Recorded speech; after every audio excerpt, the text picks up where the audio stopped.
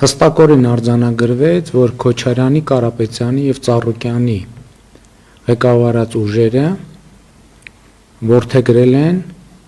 Հայաստանի եւ Ադրբեջանի միջև հաստատված խաղաղությունը վերանայելու քաղաքականություն։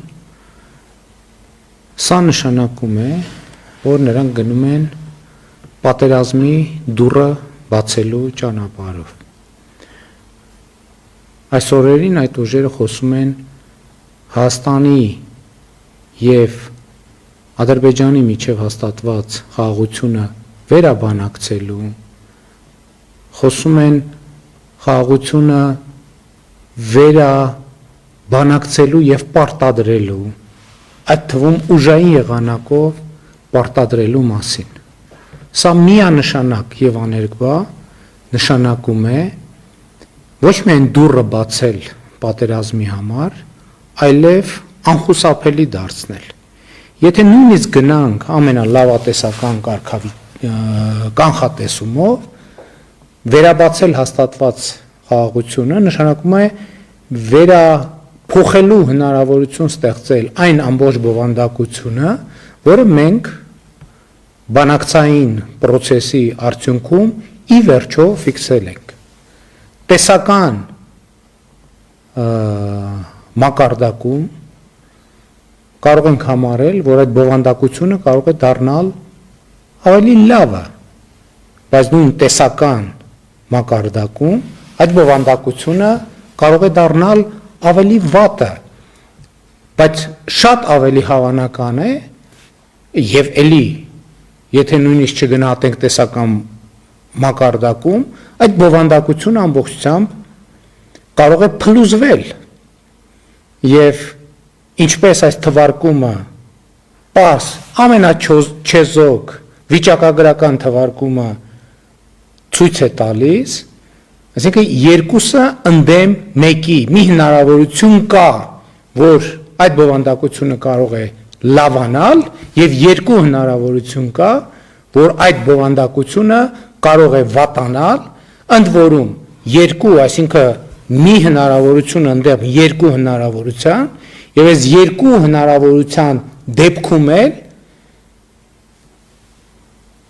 զարգացման տրամաբանությունը տանում է դեպի պատերազմ։ Սա մենք պետք է շատ հստակ արձանագրենք, որովհետև հաստատված խաղաղությունը մի կողմ դնել, այդ նշանակում է բացել պատերազմի դաշտը առավել եւս այն խոսույթով, որ Քոչարյանի, Կարապետյանի եւ Ծառուկյանի ղեկավարած քաղաքական ուժերը այսօր գրեթե ամենօրյա ռեժիմով բարձրաձայնում են եւ որդեգրում են եւ հանդես են գալիս այդ դիրքերից։ Սա է պատճառը, որ մենք ասում ենք, որ այս խաչմերուկը պատմական խաչմերուկ է։ Հայաստանի եւ Ադրբեջանի միջև հաստատված է խաղաղություն, մենք հաստատել ենք այդ խաղաղությունը, ինչը նշանակում է ամուր փակել ենք պատերազմի դուռը։ Հիմա իմ նշած ուժերը փորձում են բացել այդ դուռը եւ դա միանշանակ ճակատագրական սպառնալիք է Հայաստանի Հանրապետության անվտանգությանը։ Ընդ որում, խոսելով երաշխավորների մասին, ինձ համար ակնհայտ է եւ ցանկացած անաչառ դիտորդի համար ակնհայտ է, որ այդ խոսույթով ընդամենը բացվում է մեր տարածաշրջան եւ մեր երկիր խաղաղապահներ մտցնելու դուռը, իսկ թե ինչ հետևանքի է բերել խաղաղապահների գործունեությունը մեր աչքի առաջ, մենք դա բոլորս տեսել ենք եւ նույն փոცხի վրա երկու անգամ կանգնելու առաջնորդող ուժերը միանշանակ եւ աներկբա պետք է մերժվեն։ Ամփոփելով ուզում եմ ասել հետեւյալը. եկեք չմոռանանք, որ մենք ունեցել ենք անվտանգության երաշխավոր։ Ընդ որում անվտանգության երաշխավորի պարտավորությունները դե յուրե շատ հստակ եւ շատ մանրակրկիտ ձևակերպված են եղել, ես այդ փաստաթղթերը տասնյակ անգամներով եմ կարդացել, բայց այդ մեխանիզմը չի աշխատել եւ նման մեխանիզմները չեն աշխատում եւ պատմությունը, այդ թվում հայ ժողովրդի պատմությունը, դա է ցույց տվել։ Խաղաղությունը Ադրբեջանի եւ Հայաստանի միջև հաստատվել է միայն ու միայն այն պատճառով երաշխավորի համատեքստում,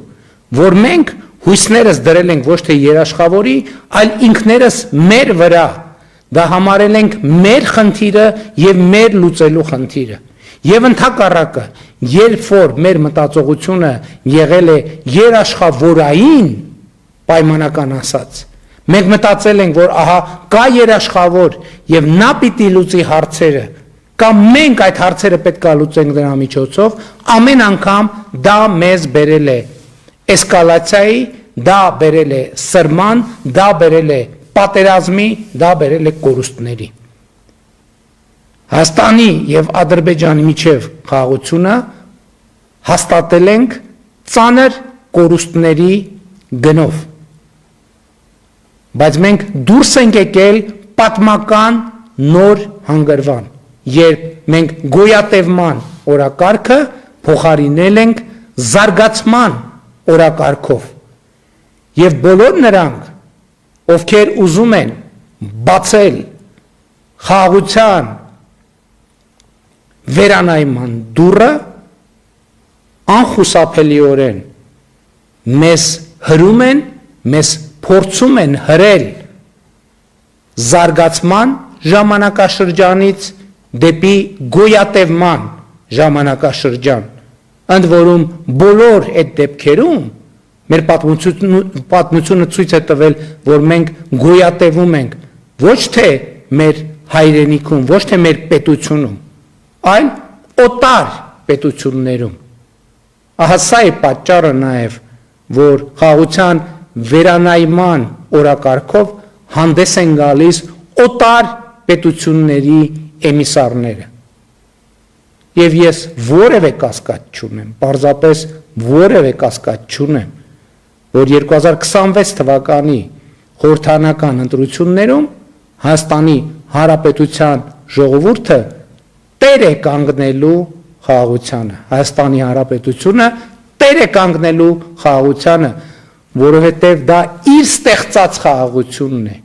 իր զրկանքների, իր տառապանքների, իր կորուստների, իր մտածումների, իր վերանայումների գնով ձեռք բերված խաղաղությունն է։ Սա քո խաղաղությունն է, Հայաստանի Հանրապետության